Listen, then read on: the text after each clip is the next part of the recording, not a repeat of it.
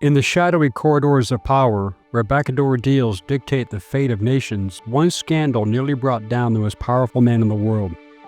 It was a web of covert arms deals, hostage negotiations, and secret wars, woven behind the backs of Congress and the American people.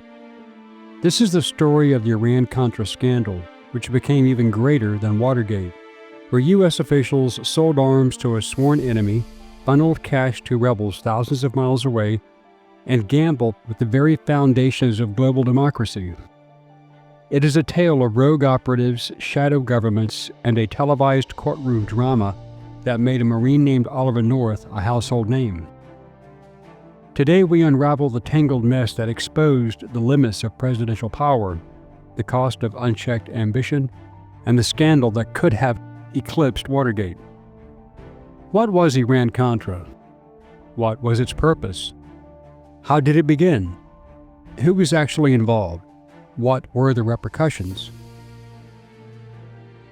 Hello, I'm Colin Heaton, former history professor, Army and Marine Corps veteran, and welcome to this episode of Forgotten History.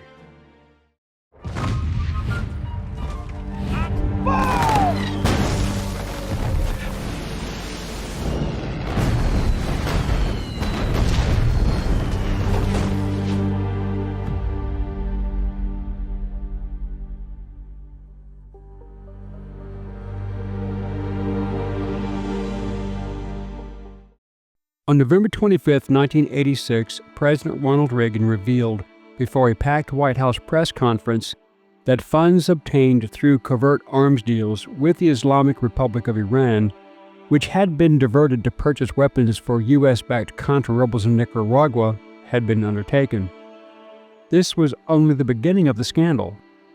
The operation had been leaked by Mehdi Hashemi, a senior official in the Islamic Revolutionary Guard Corps, when the Lebanese magazine Ash-Shira exposed the arrangement on November 3, 1986.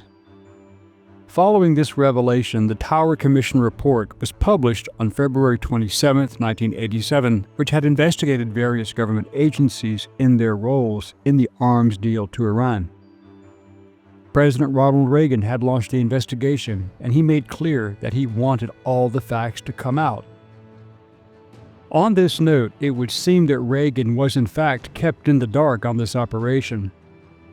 The board was not, however, called upon to assess individual culpability or be the final arbiter of the facts, although the National Security Agency was identified as the principal culprit. The main findings showed that using the Contras as a front and against international law and U.S. law, weapons were sold using Israel as intermediaries to Iran during the brutal Iran-Iraq War. The U.S. was also supplying weapons to Iraq, including ingredients for nerve gas, mustard gas, and other chemical weapons. Representative Lee Hamilton, Democrat of Indiana, was chairman of the House Select Committee to investigate covert arms transactions with Iran in 1987, but he chose not to investigate President Ronald Reagan or Vice President George H.W. Bush, stating that he did not think it would be good for the country to put the public through another impeachment trial. Others believed that the reluctance to pursue possible charges was the fact that there was not a direct trail to either Reagan or Bush, which may have been intentional. The Iran-Contra scandal centered on two secret initiatives.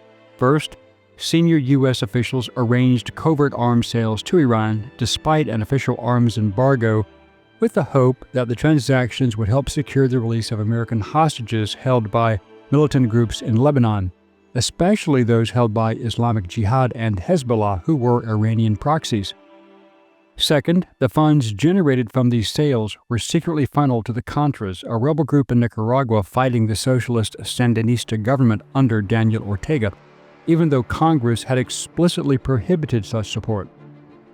The urgency for such a covert operation was due to the fact that 104 foreign hostages between 1982 and 1992 had been taken, and most were Americans and Western Europeans, but also citizens from 21 other nations. The kidnapped victims consisted of 25 Americans, 16 French, 12 British, 7 Swiss, 7 West Germans, and 1 Irishman. At least 8 hostages died in captivity. Some were murdered, while others died from lack of medical attention. These facts were used to justify the operation to get the hostages released. But adding another layer to the controversy, allegations soon surfaced linking these covert operations to illegal drug shipments. Investigative reports and public debates in the years that followed suggested that some of the money fueling the Contra operations might have been connected to illicit drug trafficking. See our video titled Drug Lords for the activities regarding the drugs for cash operation. These claims further inflamed public outrage and deepened concerns about governmental oversight and accountability in clandestine international dealings. The operation faced serious constitutional and legal issues as both actions were conducted without the necessary approval from Congress. In fact, Congress was unaware of these operations, which had to approve all budgets for intelligence agencies, and both the House and Senate Intelligence Committees were not informed, let alone involved, raising serious questions about executive overreach and violations of U.S. law. Israel played an intermediary role in the Iran-Contra Affair, although there's no conclusive evidence that the Israeli government officially coordinated or endorsed the operations. Several investigations have shown that Israeli arms dealers and intermediaries helped facilitate the transfer of arms to Iran. However, Israel's involvement in the Iran-Contra Affair is well established. Israeli arms dealers and intermediaries were confirmed to have facilitated those deals. This relationship was part of a covert network intended to bypass U.S. legal and congressional restrictions.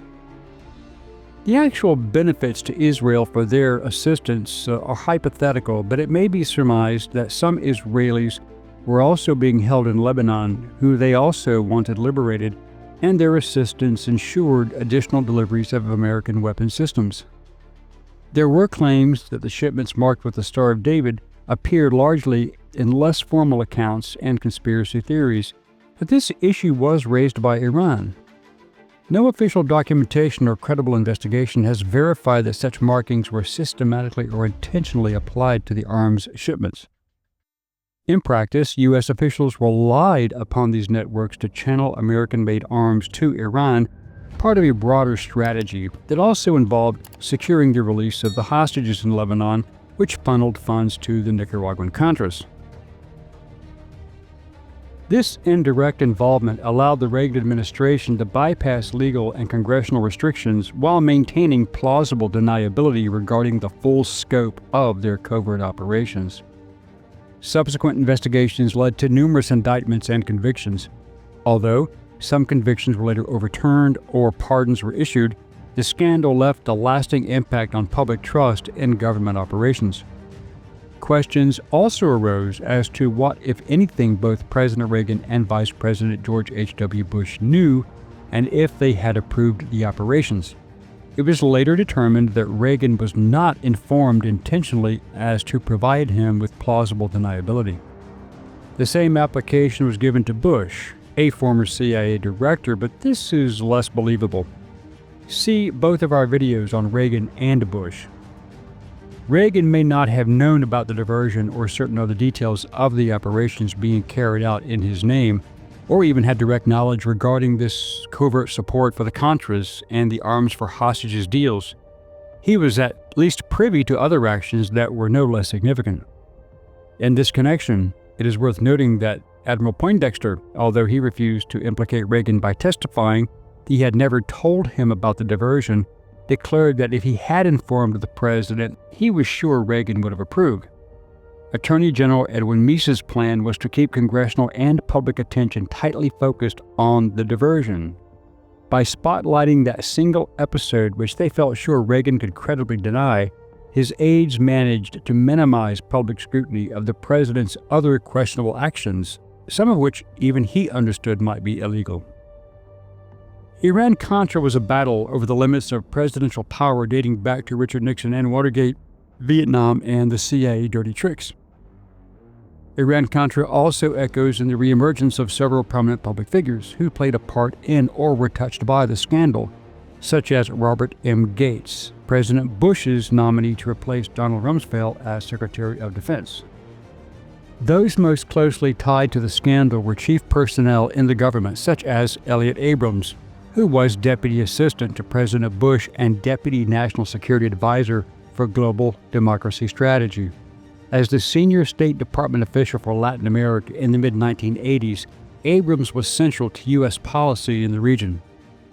His involvement deepened when he entered a plea bargain after being indicted for providing false testimony about his fundraising activities for the Contras, a move he later decried as a coerced admission of guilt. His legal troubles were mitigated by a presidential pardon from George H.W. Bush. David Addington served as Vice President Dick Cheney's Chief of Staff, and see our video on Dick Cheney.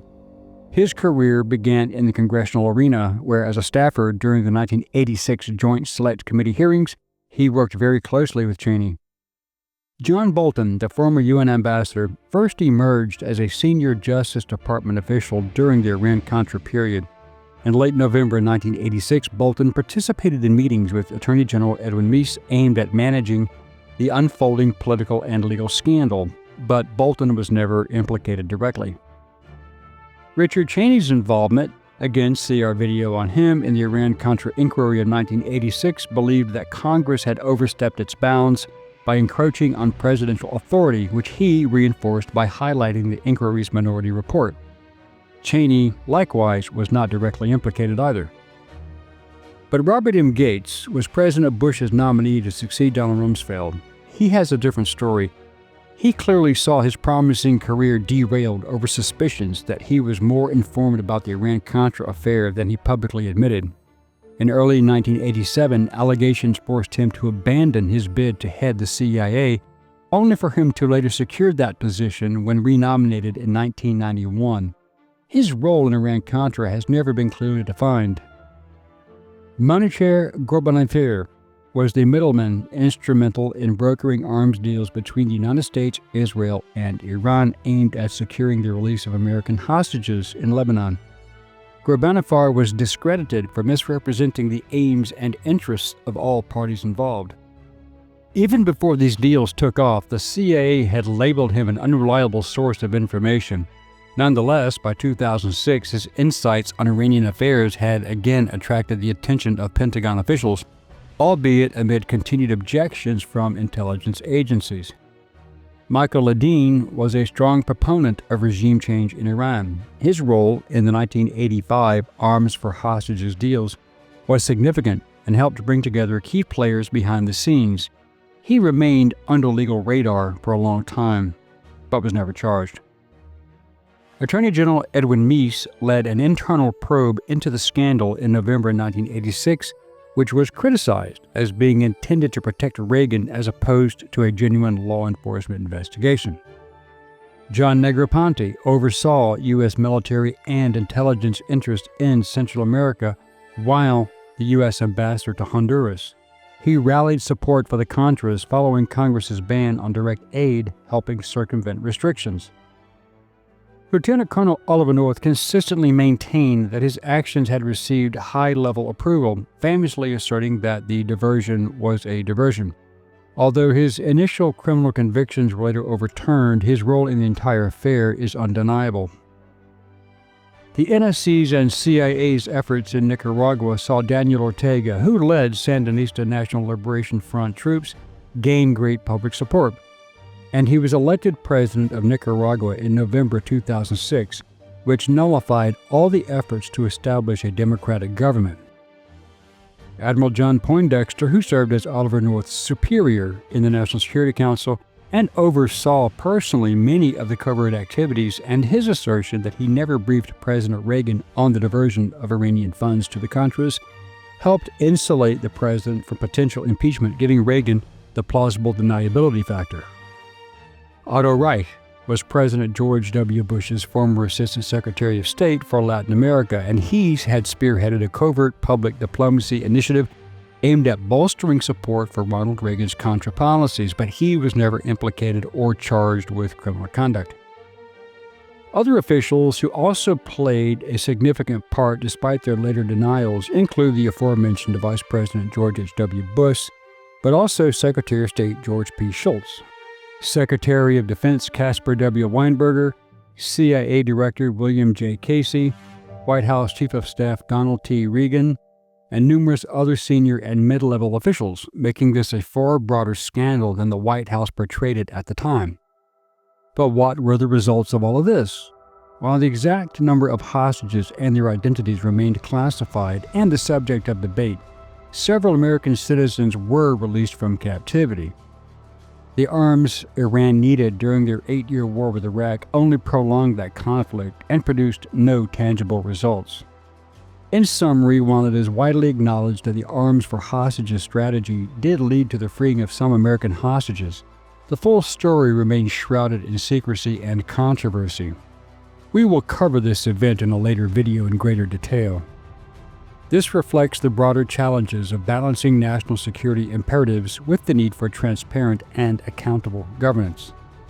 Overall, the Iran-Contra Scandal remains a pivotal example of how covert operations and the circumvention of established legal processes can lead to significant political and constitutional crises. Thank you for watching this episode of Forgotten History. If you liked what you saw, please click like, share, and subscribe. And if you would like to assist with the ever-increasing cost of production, please consider becoming a channel member and joining our Patreon page.